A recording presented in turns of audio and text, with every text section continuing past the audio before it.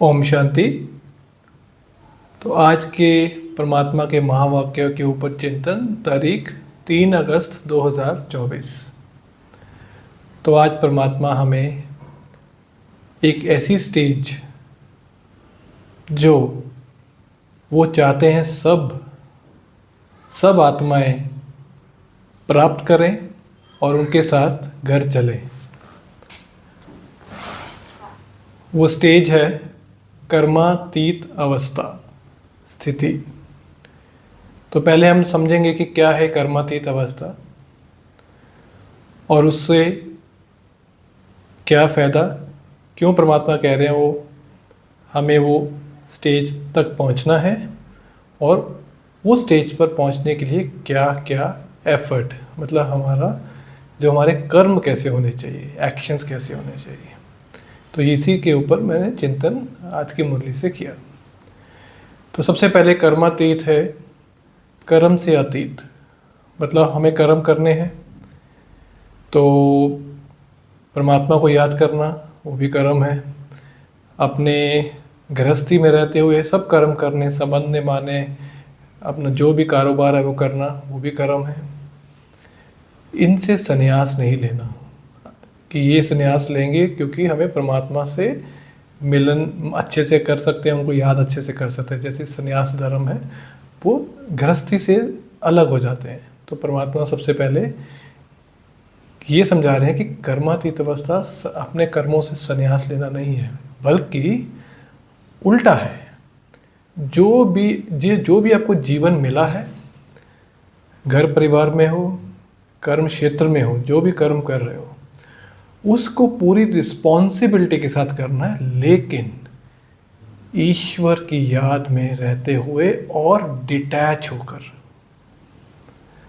अब डिटैच होने का मतलब ही जो है, डिटैच मतलब किसी भी, जैसे कर्म क्षेत्र में काम कर रहे हैं तो काम अच्छा लगने लगा, सारा समय काम में ही जा रहा है, परमात्मा को भूल रहे हैं, तो ये होता है अटैचमेंट कर्म में।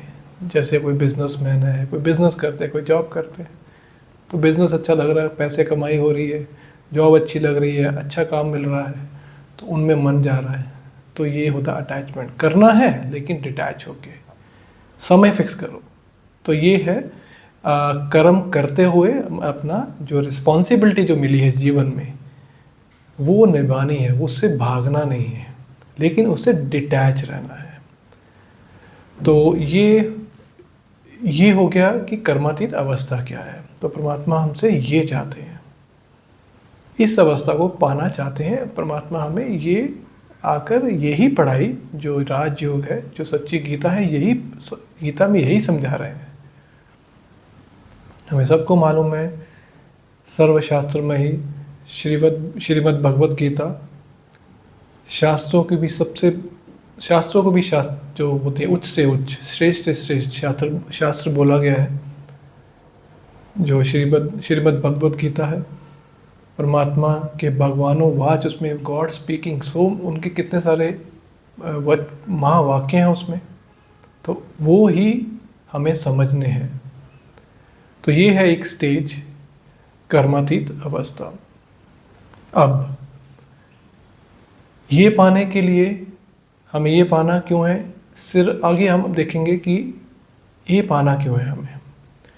क्या हमें हर जीवन में, जैसे भी हम जीवन खत्म हुआ, नया जीवन मिला, क्योंकि आत्मा तो अविनाशी है, ये हमने जाना, परमात्मा ने हमें क्लियरली बताया, परमात्मा और आत्मा का ज्ञान। तो क्या हर जन्म में ऐसा करना है, हर जन्म में कर्मातीत अवस्था को पाना है? नहीं। ये जो कर्मातीत अवस्था है जिसे आप परमात्मा कह रहे हैं, इसको इस तक पहुँचो, लक्ष्य रखो।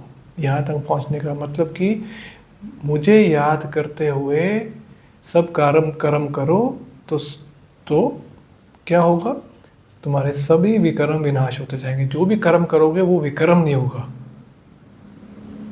उससे तुम्हारा खाता जमा होगा, मतलब कि तुम्हें ईश्वरीय जो कह सकते हैं ईश्वरीय बैंक है, उसमें तुम्हारा जमा होता रहेगा, बैलेंस बनता रहेगा, लेकिन विकर्म नहीं होगा। तो कर्म करने हैं, कर्मों से हम बच नहीं सकते, लेकिन कर्म श्रेष्ठ करने हैं, साधारण कर्म नहीं करने। तो तो इससे क्यों हमें करना है?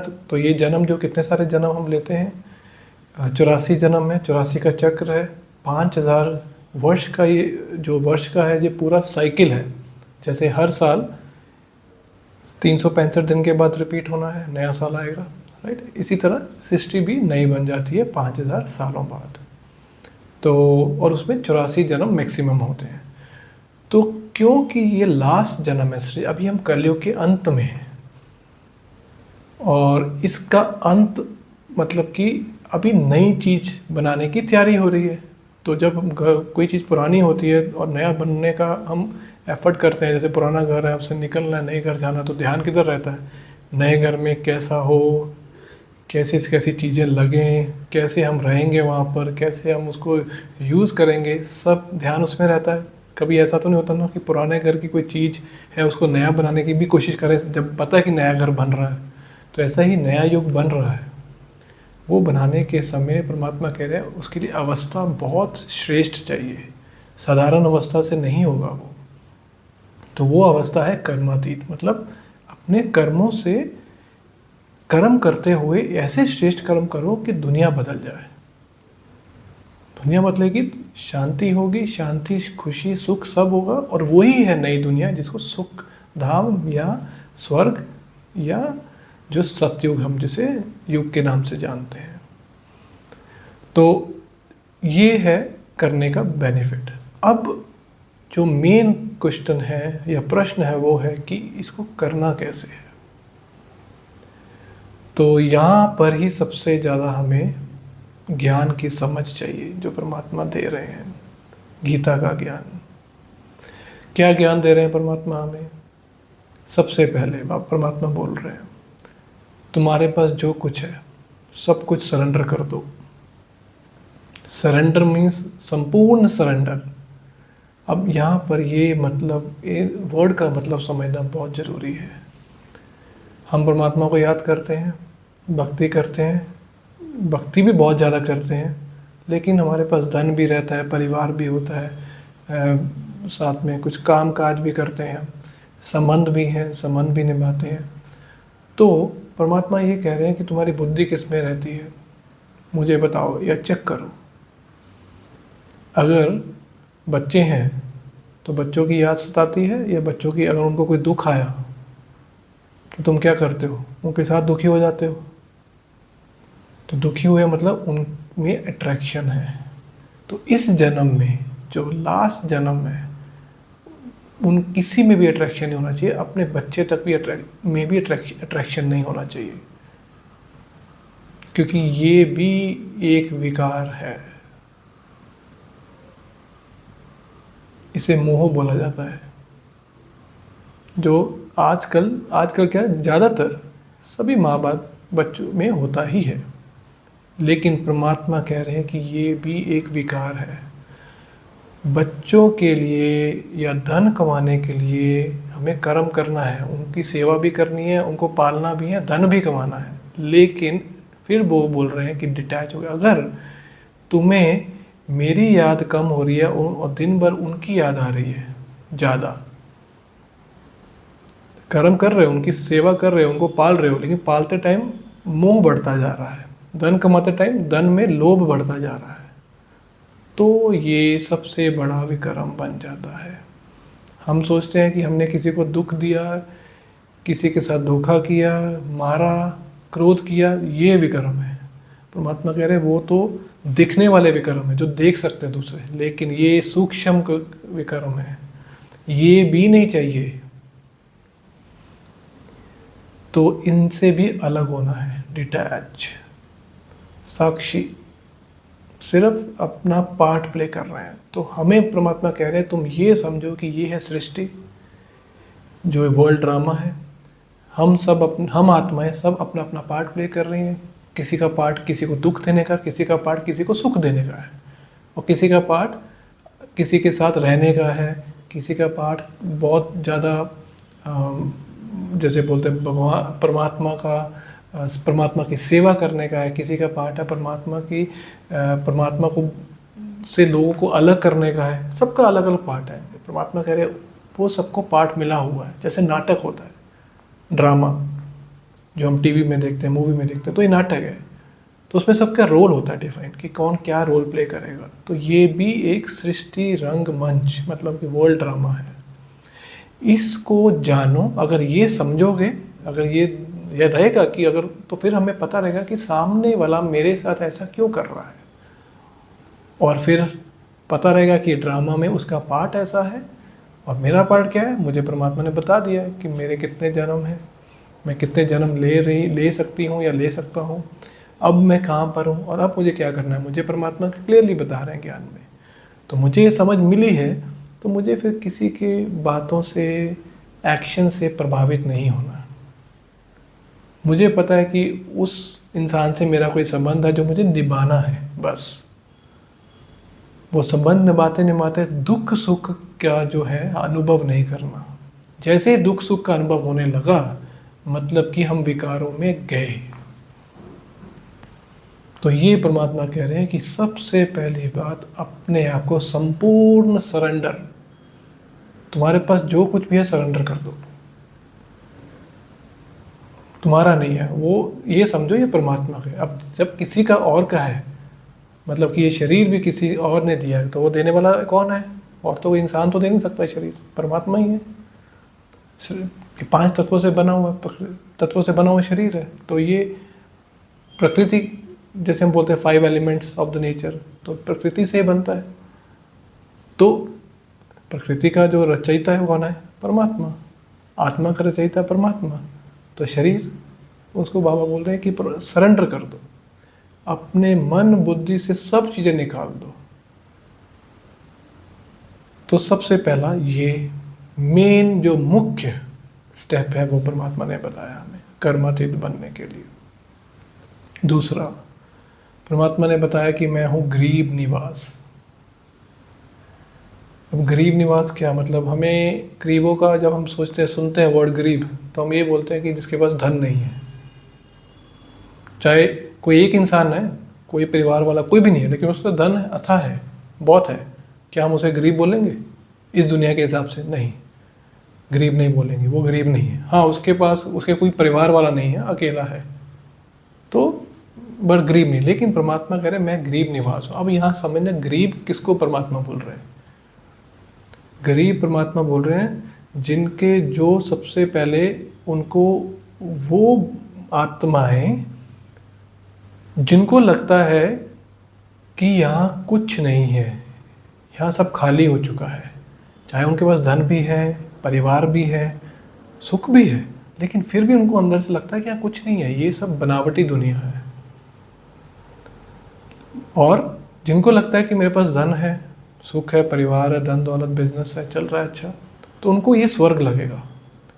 तो परमात्मा कह रहे हैं वो जो है साहूकार लोग हैं, उनको कभी भी परमात्मा में रुचि नहीं होगी, कभी भी वो परमात्मा के बन नहीं सकते।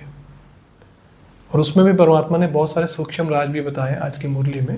लेकिन जो मुख्य चीज़ परमात्मा ने हमें बताई वो ये है कि गरीब निवास मतलब कि जो कुछ भी इस दुनिया में रहते हुए भी परमात्मा के ऊपर सब कुछ, मतलब परमात्मा के ऊपर बलि चढ़ जाना, सब कुछ निछावर कर देना, अपने सांस तक भी, कि अब जो भी करेंगे परमात्मा के लिए करेंगे।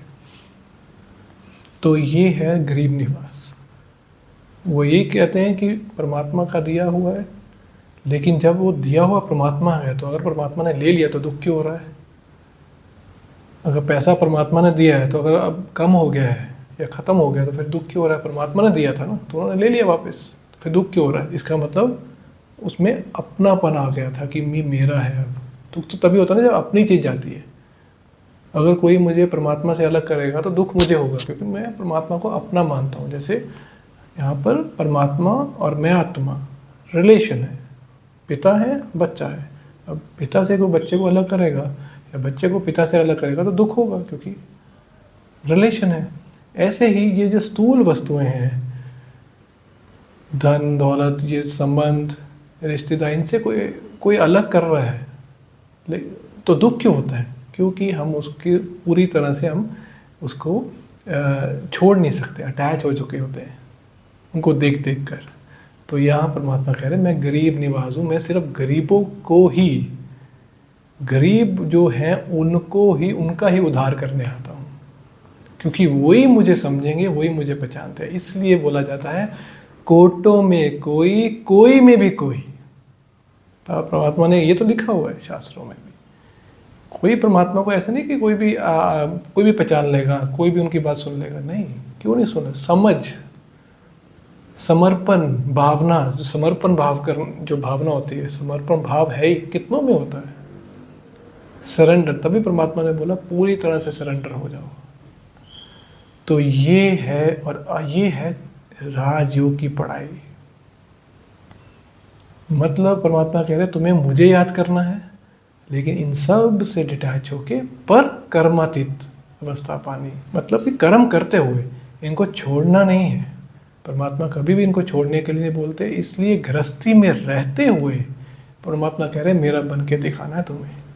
ये है डिफरेंस जो परमात्मा हमसे करवा रहे हैं, और जो बाकी जितने भी हम देखेंगे धर्म है, वहाँ पर परमात्मा का जरूर ज्ञान मिलता है, उनसे जोड़ने की कोशिश होती है, या संन्यास धर्म है, या छोड़ देते हैं, सिर्फ परमात्मा की मतलब भक्ति करते रहते हैं।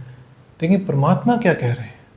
वो कह रहे हैं तुम्हें इनको, अपने कर्मों को नहीं छोड़ना, अपने विकारों को छोड़ना है। 5 विकार उनको छोड़ना है, बेहद के सन्यासी बनना है, हद के सन्यासी नहीं, इस दुनिया के नहीं, बेहद के सन्यासी। मतलब कि बुद्धि से मैं यहाँ रहता हूँ, लेकिन ये मेरा कार्य क्षेत्र है, लेकिन मेरा जो कनेक्शन है सिर्फ परमात्मा के साथ है। मेरी जवाबदारी, मेरा लेन देन सिर्फ परमात्मा से है और किसी से नहीं। इसमें ही ये ही परमात्मा चाहते हैं। अब ये करना क्या इजी है, सहज है? ये सबकी मनोस्थिति के ऊपर है, बिलीफ सिस्टम के ऊपर है। और क्योंकि हमें ऐसी चीज़ें हम कभी ना तो हमने की इस जन्म में, तो अगर ये करनी पड़े तो क्या मुश्किल होगी, और क्यों कुछ लोग कर सकते हैं कुछ और बाकी नहीं कर सकते, तो परमात्मा ने उसका भी राज बताया। तो परमात्मा ने बोला है कि जिन्होंने बहुत भक्ति की है मेरी, बहुत भक्ति का मतलब ये नहीं कि जो इस जन्म में जो जैसे कोई पंडित है या कोई मंदिर में मस्जिद में रहते सारा दिन परमात्मा को याद करते, वो परमात्मा का मतलब नहीं है। परमात्मा का मतलब है 84 जन्मों में 21 जन्म तो कोई भक्ति नहीं होती, 63 जन्म ही है जो भक्ति में होते हैं। जैसे हाफ हाफ कर सकते हैं, आधा कल्प मतलब सतयुग त्रेता 2500 वर्ष और द्वापर कलयुग 2500 वर्ष। तो पहले 2500 वर्ष में 21 जन्म कोई भक्ति नहीं, जिसमें दैवी गुण वाले मनुष्य होते हैं, जैसे हम देवी देवता बोलते हैं। तो कोई अपनी भक्ति नहीं करता, देवता कभी भक्ति करते हुए दिखाए भी नहीं गए। लेकिन जब देवताएं चले जाते हैं इस दुनिया से, और उनकी ही आत्माएं जब साधारण मनुष्य बनकर परमात्मा को याद करना भक्ति शुरू करती है, तब से भक्ति शुरू होती है। तो वो आत्मा को परमात्मा बोल रहे हैं जिन्होंने सबसे ज़्यादा भक्ति की होगी, जिन्होंने मतलब सबसे पहले शुरू की होगी, वो ही इस ज्ञान को जो मैं बता रहा हूँ समझेंगे। अब मुझे कैसे पता लगेगा कि मैंने इतनी भक्ति की है, मेरे कितने जन्म हैं? तो ये है चिंतन करने का विषय जो परमात्मा बोल रहे हैं। अगर वो हम ध्यान में लाएं, उस पर विचार करें, थोड़ा एफर्ट डालें और परमात्मा के साथ योग लगाएं, कनेक्शन लगाएं, तो अगर तो मेरी स्थिति बढ़ती जा रही है, दिन भर दिन बेटर होती जा रही है, आत्मा की शक्तियाँ वापस आ रही हैं, तो मुझे रियलाइज़ होना शुरू हो जाएगा कि ये जो परमात्मा ने बोला वो सही है। तो इसका मतलब मैंने ये ज्ञान पहले भी सुना हुआ है, तभी मुझे दोबारा समझ आ रहा है। और ये सुना हुआ है, समझ आ रहा है, तो ये परमात्मा राज पहले भी बता चुके हैं। क्योंकि आत्मा जब शरीर छोड़ती है तो क्या होता है, उसके अंदर मन, बुद्धि और संस्कार 3 शक्तियाँ हैं। तो जो जो उसने कर्म किए होते हैं वो संस्कार बन के नेक्स्ट जन्म में जाते हैं। तो अगर मैंने बहुत सारे जन्म लिए हैं, मतलब बहुत भक्ति की है, जैसे परमात्मा बता रहे हैं, तो भक्ति की है तो परमात्मा को याद किया है, तो मैंने हर जन्म में की होगी, ऐसा तो नहीं कभी की कभी नहीं की।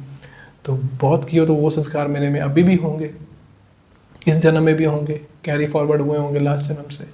तो वो भक्ति का फल परमात्मा ने मुझे दिया, तो मुझे ज्ञान भी समझ लगेगा परमात्मा का कि हाँ ये ज्ञान जो है परमात्मा सही बोल रहे हैं, मैंने पहले भी ये ज्ञान सुना है। ये कौन कह रहा है? ये शरीर नहीं कह रहा, ये ब्रेन नहीं कह रहा, ये आत्मा कह रही है। मैं आत्मा ने ये ज्ञान परमात्मा से पहले भी लिया हुआ है, और यही परमात्मा कह रहे हैं ड्रामा है, ये सृष्टि चक्र है, इसको समझो। ये चक्र 5000 वर्ष में फिर से रिपीट होना है, जैसे हर साल 365 दिन के बाद नया साल शुरू होता है, ऐसी सृष्टि नहीं बनती है और ये चलता ही रहता है, अनादि है। कोई पूछे कब शुरू हुआ था, बिलियन ईयर्स पहले, ट्रिलियन ईयर्स पहले, ये कोई नहीं बता सकता। ये परमात्मा कह रहे हैं ये अनादि बना बनाया, जैसे प्रकृति शुरू से है, जब से ये शुरू हुआ तब से है, ऐसे ये बना बनाया। आत्मा शुरू से है तो अपना रोल पार्ट प्ले करती रहती है, तो साइकिल घूमता रहता है। तो ये साइकिल को समझना और फिर 84 का चक्र को समझना कि इतने जन्म होते हैं, और ये समझ लग गई तो इसका मतलब मैं आत्मा परमात्मा से सच्चा सच्चा ज्ञान लेकर उनकी बन रही हूँ। तो ये अगर समझ लग गया तो मतलब कि हम क्या बनेंगे, हम परमात्मा के बनने शुरू हो जाएंगे। तो परमात्मा के ऊपर पूरी तरह से बलिहारी जाना है आत्मा को, ये ही परमात्मा कह रहे हैं। और उसकी पढ़ाई में जो बता रहे हैं वो ये कह रहे हैं कि पूरी तरह समर्पण। मैं गरीब निवास हूँ परमात्मा कह रहे हैं, तो तुम्हें पूरी तरह से गरीब हो जाना है, गरीब बन के रहना है। कुछ भी या इस दुनिया का भोगना नहीं है, उसमें अट्रैक्ट नहीं होना है, उसमें मन नहीं लगना चाहिए, लेकिन कर्म करते हुए कर्मातीत अवस्था को पाना है। धन आ रहा है, ठीक है, आपके कर्म श्रेष्ठ हैं, आप अच्छे काम कर रहे हो, आपको धन मिल रहा है, उसको अच्छे काम में लगाओ। उसको इकट्ठा करके रख के उसमें दिल मत लगाओ कि मेरे पास इतना है, मेरे पास इतना हो गया, अच्छा और बढ़ाते हैं और बढ़ाते, वो मत करो। धन आना अच्छी बात है, परमात्मा तो कह रहे हैं तुम्हें शक्तियाँ मिलेगी, जब आत्मा भरपूर हो जाएगी तो उसको सब कुछ मिलना शुरू हो जाएगा हर जगह से। ऐसा थोड़ी कि शक्तियाँ मिली तो बाकी सब दूर होने लगेगा, नहीं, सब कुछ मिलेगा, लेकिन समझ भी परमात्मा दे रहे हैं कि वो उनको जब मिलना शुरू होगा तो क्या करना उनके साथ, और इसी जन्म में करना, एक ही जन्म में। तो इस जन्म में हमें पतित पावन जो है, पतित से पावन बनाने आए हैं, इस छीछी दुनिया से बाहर ले जाने आए हैं। तो वो कह रहे हैं कि ये है पूरा जो गीता का ज्ञान, जिसको हमें करना है धारण। परमात्मा को नहीं धारण करना, वो तो हमें देने आए हैं ज्ञान, धारण हमें करना है। करके हमें इस सृष्टि से मुक्ति, जो कि हमारा शांति धाम घर है, वहाँ जाना है, उसको याद करना है। और फिर अपने कर्म अनुसार जो जो हमने कर्म किए, जितने जितनी हमने पवित्रता धारण की है, जो कि लक्ष्य सबका परमात्मा ने बोला होना चाहिए संपूर्ण पवित्र कर्मातीत अवस्था। लेकिन ये जो स्टेज सभी तो नहीं पा सकते, क्योंकि पढ़ाई है, स्टूडेंट पढ़ाई है, हमारी गॉडली स्टूडेंट है हम, तो हर अपना एफर्ट के हिसाब से ही नंबर लेगा। जैसे यूनिवर्सिटी या स्कूल में होता है, सब तो नहीं टॉपर आते, टॉपर सब नहीं बनते, कुछ ही बनते हैं बच्चे टॉपर्स। तो वही कह रहे हैं परमात्मा, इसलिए यहाँ ये करने के बाद भी ये डिफ़िकल्ट है, लेकिन करो, एटलीस्ट दुख तो नहीं होगा, क्योंकि दुखों वाली दुनिया से एटलीस्ट बच के तो रहेंगे। यहाँ से वो भी नहीं करेंगे तो दुख भी होगा। तो परमात्मा कह रहे हैं कि तुम वो मत सोचो कि तुम्हारा रिजल्ट क्या होगा, तुम जो मैं कह रहा हूँ श्रीमत दे रहा हूँ।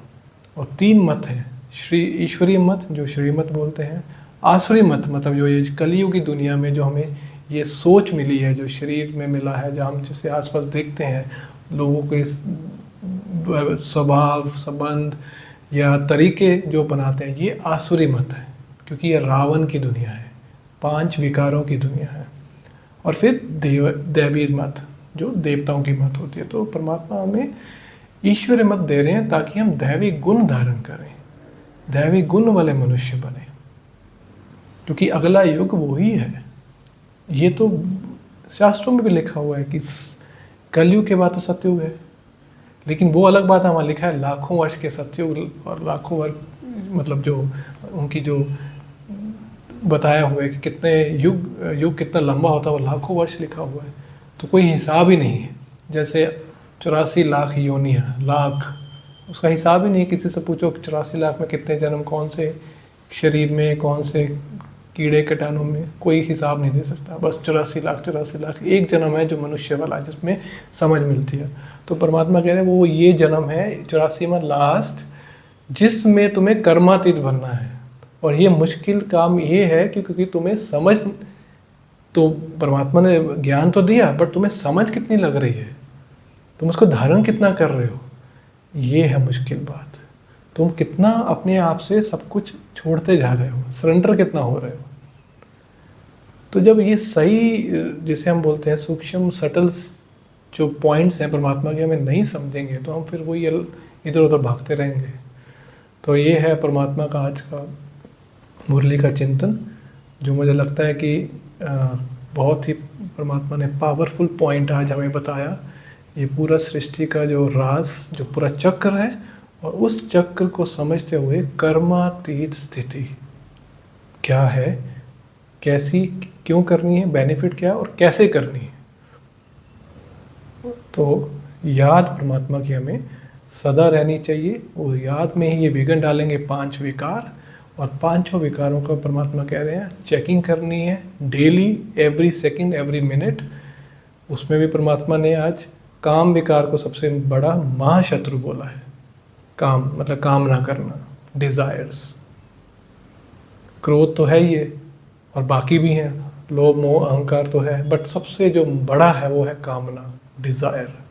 तो परमात्मा कह रहे इनसे तुम्हें अलग होना है, घर से अलग नहीं होना है, लोगों से अलग नहीं होना है, उनके बीच में रह के उनको उनकी सेवा करनी है, उनको अपने जैसा परमात्मा जो कह रहे हैं वैसा बनाना है, उनसे अलग नहीं होना है। और तुम हो दाता के बच्चे। दाता के बच्चे कभी किसी से मांगते नहीं हैं, तो तुम्हें देने वाला एक ही है, दाता। वही तुम्हारा ध्यान रखेगा, वही तुम्हें देगा। तुम्हें इसलिए ये नहीं बोल रहे परमात्मा कह रहे कि सरेंडर हो जाओ, सब कुछ छोड़ दो, दे दो, और तुम्हें देने वाले कोई मनुष्य, कोई आपको खाना खिला देगा, कोई आके कुछ ये दे देगा, नहीं, वो नहीं बनना है।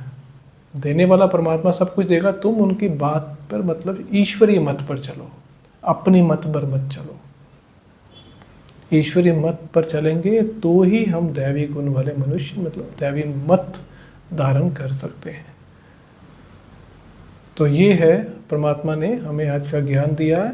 एक तरह से इन नटशेल समझ सकते हैं, जैसे लक्ष्मण रेखा हमने सुना हुआ है, बड़ा फेमस है, जो से रामायण में दिखाया।